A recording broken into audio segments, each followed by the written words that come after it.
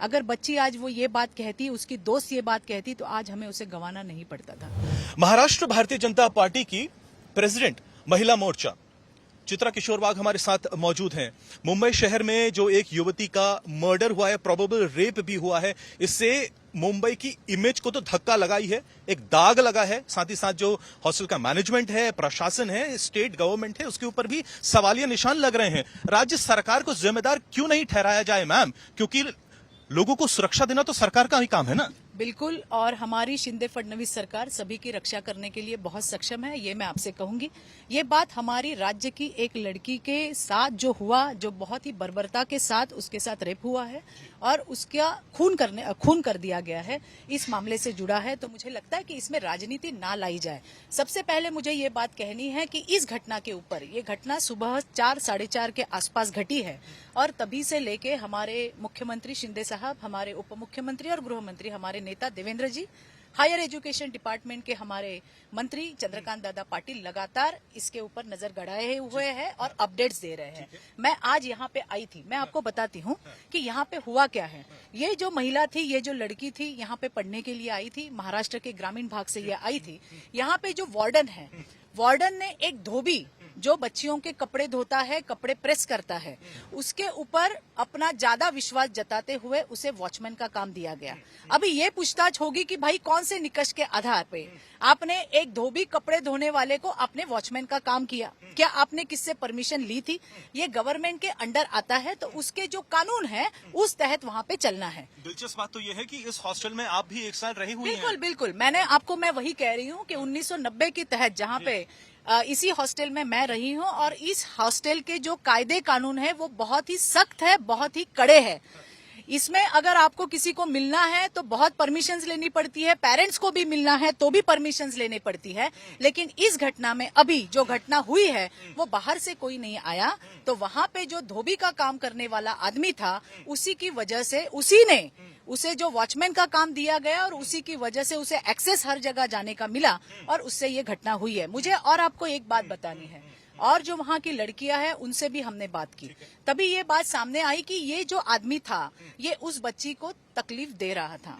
ये बच्ची ने अपनी दोस्त से कहा था, तो दोस्त ने ना वार्डन मैडम को बताया ना बच्ची ने बताया।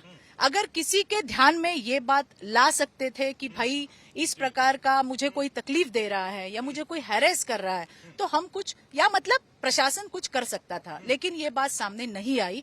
और हमने आज देखा कि वार्डन की और वहाँ का जो स्टाफ है उनका जो विश्वास था उस बंदे के ऊपर, और उसके वजह से आज हमारी एक बच्ची को हमने खोया है। रूल बुक को खैर फॉलो नहीं किया गया तो सीधी सी बात है मैडम।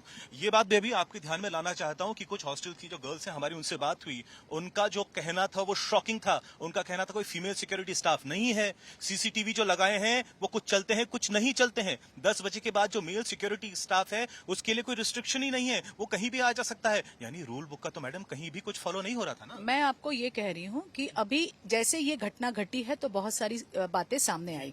जैसे मैंने वार्डन से कहा कि 4th फ्लोर पे सीसीटीवी क्यों नहीं चल रहा था, तो उन्होंने कहा कि हमने 1.5 साल पहले एप्लीकेशन दिया था और बताया भी था कि हमारे यहाँ पे नहीं चल रहा है, लेकिन कोई ध्यान नहीं दिया गया। ऐसे वार्डन 1.5 साल से ऐसे वार्डन मैडम का कहना था। लेकिन अभी इसमें बात ये आती है कि जैसे ये घटना घटी है, अब बिल्कुल मैं महाराष्ट्र की हमारी सारी बहनों को अश्योर करना चाहती हूँ, शिंदे फडणवीस जी की सरकार है, आपके सुरक्षा के लिए है और यहाँ पे कठोर से कठोर कदम उठाए जाएंगे। आज इस घटना की वजह से राज्य में जितनी महिलाओं की हॉस्टल्स है, वर्किंग वुमेन्स की हॉस्टल्स हैं, जो महिलाएं अपना घर छोड़ के बाहर रह रही है, उनकी सुरक्षा का बिल्कुल जायजा लिया जाएगा। इसमें अगर कुछ लूप होल्स है तो वो बिल्कुल सुधारे जाएंगे। टाइमलाइन देना जरूरी है मैडम। बिल्कुल, मैं आपको बता रही हूँ, आप बिल्कुल विश्वस्त रहिए।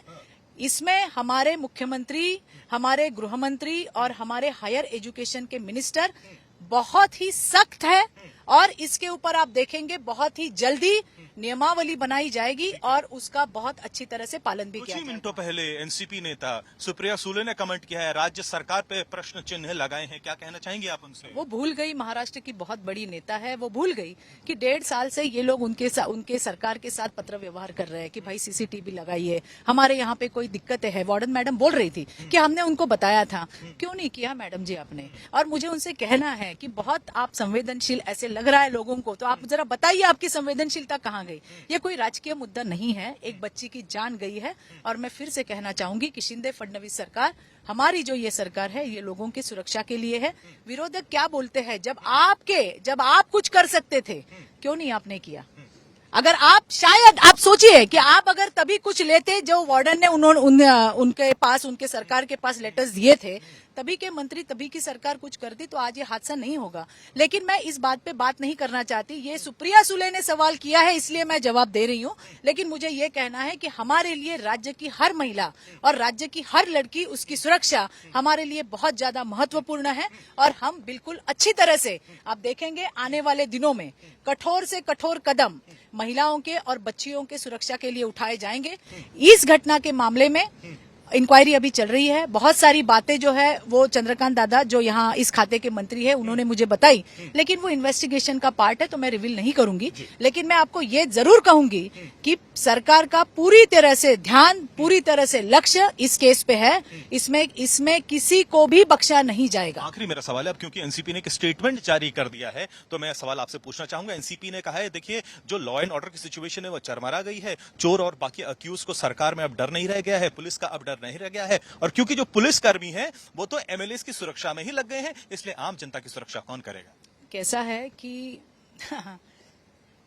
जिस प्रकार से विरोधक बोल रहे हैं, अगर उनका 2.5 साल से अगर हम गिनवाना चालू करें तो उन्हें बड़ी दिक्कत हो जाएगी।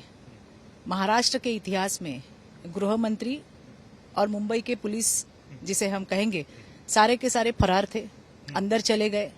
जिस प्रकार से हमने देखा कहाँ पे डेड बॉडी मिली, कहाँ पे हमने देखा आरडीएक्स की गाड़ियां मिली, तो ऐसी तो बहुत लंबी लिस्ट है, बहुत लंबी लिस्ट है।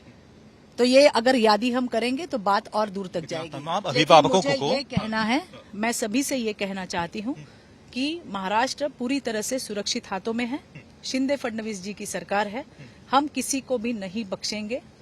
आपकी सुरक्षा के लिए मुझे आपके माध्यम से सारी बहनों को कहना है, मैं बार बार दोहरा रही हूँ, जहां आप काम कर रहे हो, जहां आप रह रहे हो, आपको कोई हैरेस कर रहा है, आपको कोई तंग कर रहा है, आप प्लीज आगे आइए। आपकी बात दिल में दबाइए नहीं। अगर बच्ची आज वो ये बात कहती, उसकी दोस्त ये बात कहती, तो आज हमें उसे गंवाना नहीं पड़ता था। ये हमारे लिए राजकीय मुद्दा नहीं है, हमारे लिए बहुत ही संवेदनशील मुद्दा है, और बिल्कुल हम उसी तरह से काम करेंगे। बहुत शुक्रिया madam. Camera person Raju Revankar के साथ पंकज उपाध्याय, मुंबई, आज तक।